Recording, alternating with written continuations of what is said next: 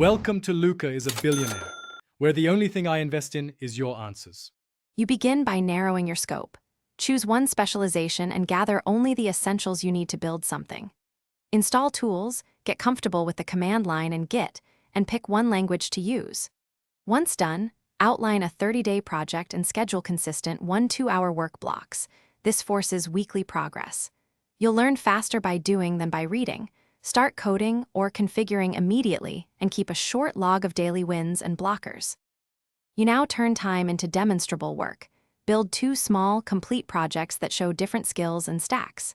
Make sure each repo has a clear README, automated tests, and deployment instructions so reviewers see your workflow. Once you've pushed code, find one open-source issue you can realistically fix and submit a pull request. That demonstrates collaboration. Make commits granular and write descriptive messages, because hiring managers look for evidence you finish by packaging your work. Create a concise portfolio that highlights your role, technologies, and measurable impact for each project. Prepare 3 short stories describing a challenge, the actions you took, and the result. These answer common interview prompts. Once applied, practice technical interviews and network via targeted messages.